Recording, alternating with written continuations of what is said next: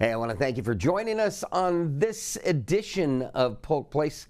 I'm Brian Lacey and going to talk to you a little bit about a place that's near and dear to my heart. I got to spend some time out there just recently. Had a little bit of fun, saw some things that I hadn't seen before. Circle B Bar Reserve. And joining us is Eric Eversole. Eric is the Environmental Land Stewardship and coordinator for Parks and Natural Resources. Great to have you. It's great to be here. Yeah, first time on the show. So Yeah. You've been on Commissioner's Report, but you hadn't been on Polk Place. That's right. So one of the things that I found out when we were out at the Water Wings and Wild Things is you have a teaching background. Talk a little bit about your background. Yeah, so I went to school for general biology and education to get a little bit of the best of both worlds. And so I used that education degree for about 4 years teaching at a small private school, doing anything from elementary STEAM labs to middle school life science and high school biology. So kind of seeing all those different age groups come through, and I just love sharing about science and nature with those, and so now I get to do that at Circle B. One of the cool things that we talked about during the interview was not only are you being good stewards of the taxpayers' money, but you're also being a teacher and hoping for a result that you don't hear a lot, and that's that you're looking for the next generation of those that are interested in the science end of the job and hoping to come to work for you. Yeah, absolutely. We have a mission statement at Circle B, Polk Nature Discovery Center specifically, where we want to show people the interconnections between our water, wildlife, and wilderness, and to create that connection to where they feel a sense of responsibility to take care of it for the future. We see education as an important tool for land management for that reason.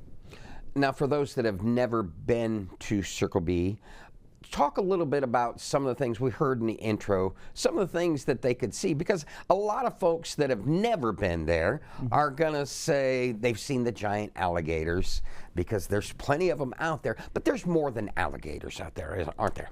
Oh, absolutely. You know, we have about 7.5 miles of hiking or biking trails that people will go on, whether they're going out for their run or to do nature photography. And so, yes, the alligators are a large piece of why people come out, but we also have people from all around the world that will come to check off birds from their birder list. So whether that be a northern harrier hawk that comes down seasonally, or our limpkins, or just some of our other shorebirds, there's lots of different opportunities for wildlife besides alligators. A big one are the different birds that we have. And as beautiful as it may be out there, it is still the wilderness. And talk about the importance of being safe and being one with nature. Absolutely. So one of the things that we like to do with our education groups that come out, one of the questions I always ask, I ask the kids what they think the difference is between Circle B and a zoo. And that's often one of the things that we talk about, is that when you go to a zoo, a lot of the animals there are cared for by the zookeepers, they're caged in, whereas you go to Circle B, we say it's a nature preserve. We're preserving the nature that's out there. So when you go out to Circle B, if you see an alligator basking on the trail, that is a wild animal. And so we always ask people to keep their distance. One of the things I like to teach people for keeping safe distance with wildlife is what's known as the rule of thumb.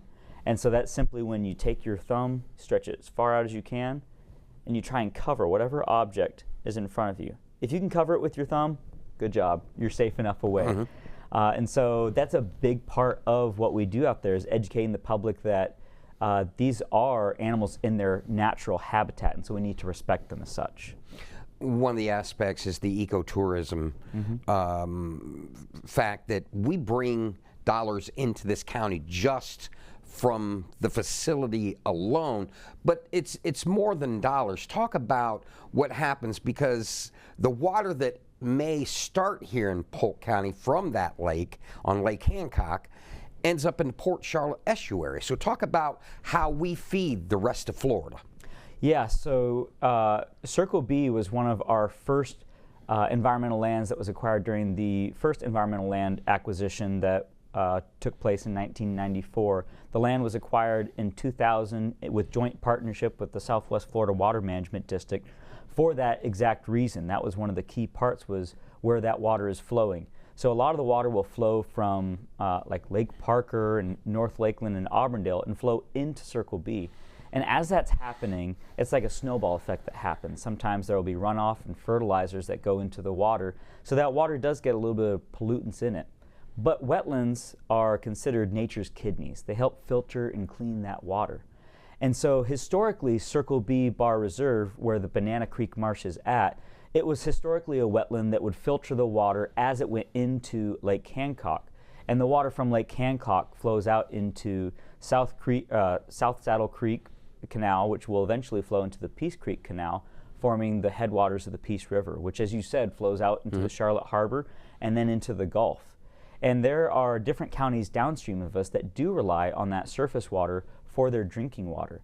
And so us taking care of our water here in Polk County is not just benefiting the citizens of Polk County, but it's benefiting Florida at large. One of the cool things, you know, we know the tourists and the locals come there for the quality of life, for the hiking, for the things that they can see, but the teaching aspect. You hold several events. Talk recently about something that we shot for you, Water Wings and Wild Things, and the importance of what you're doing with those fourth graders in the Polk County Public Schools. Yes.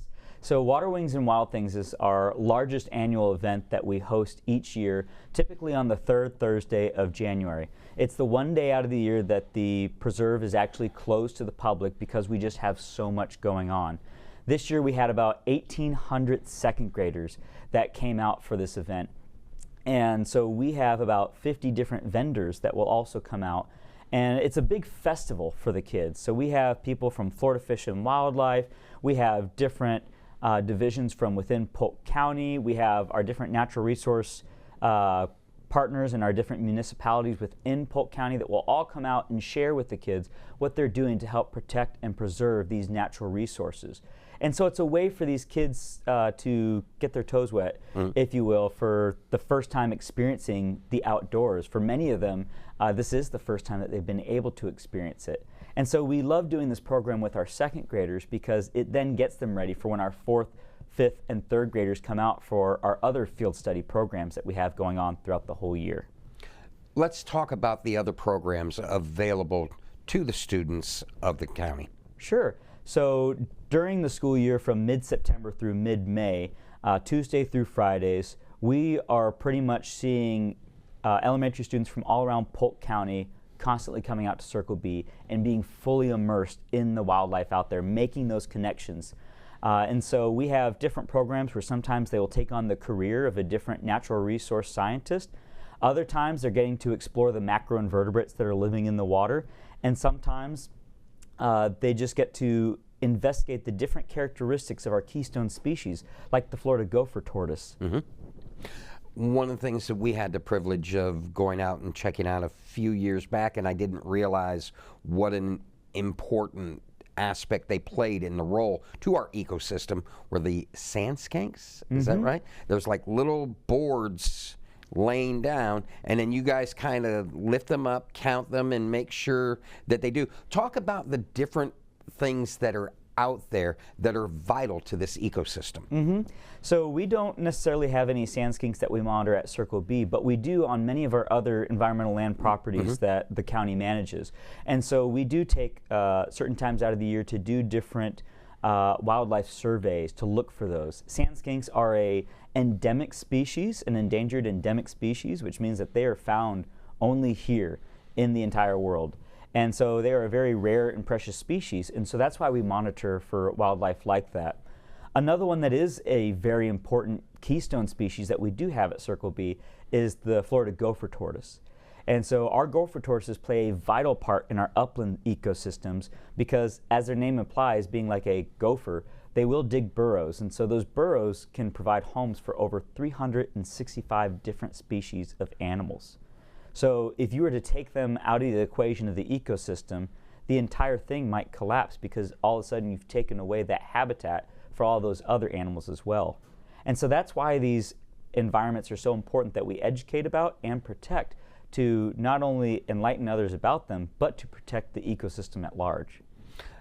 as visitors and tourists visit the center, there are two things that happen that play a vital role in the experience. That is our employees and our volunteers. Talk a little bit about how they enhance what the people are going to see.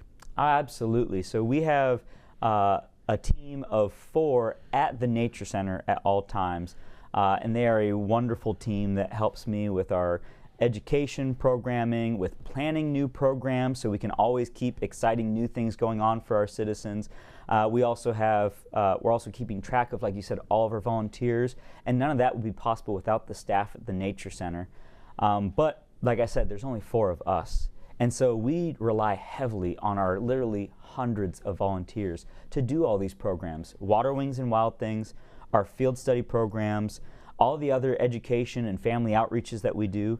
None of them would be possible if it wasn't for our volunteers. And we're very proud of the volunteers that we have because they share that same passion that we do. A lot of them even, you know, you talked earlier, you mentioned how we want to create those stewards of tomorrow. Mm-hmm. And a lot of our volunteers were those ones that we educated that have become those stewards of tomorrow. And that's been really exciting to see. Got just a few minutes left. 2 more questions. Things coming up that folks should look for on the calendar. So each month we have different events that are going on. Tuesday through Fridays, we typically have tram tours that can all be found on our Eventbrite page. We also have Nature Fun Days once a month, and those are basically where we have different activities, crafts, set all around the Nature Center for families to come out and enjoy on a Saturday. Our next one coming up is Marsh Math Madness, March 28th. And so we're going to have different activities set up all around the Nature Center for families to come learn about our marshes and our wetlands and get a little bit of arithmetic in there as well. And so if people want to find out more about those, they can find us on Polk Nature Discovery Center's Eventbrite page. All right, Eric, I want to thank you for coming in. I really appreciate you taking the time to let us know everything that's going on. And don't be a stranger. Come back and see me again soon, will you please? Oh, we'd love to. It was a pleasure. Thank you. The Circle B Bar Reserve and the Polk County Nature Discovery Center are on the northwest shore of Lake Hancock and his former cattle ranch that today boasts a wide variety of plants and animals. You can see several distinct ecosystems in this reserve of 1,267 acres. Open 6 a.m. to 6:30 p.m. Monday through Sunday. Located at 4399 Winter Lake Road in Lakeland. Circle B is a great representation of Central Florida's ecosystem with interactive exhibits. You need more information? Look them up at polk.fl.gov/park/circle-b-bar-reserve. If you enjoyed that episode of Polk Place, I invite you to like, share, and subscribe to the channel, and even check out the next one.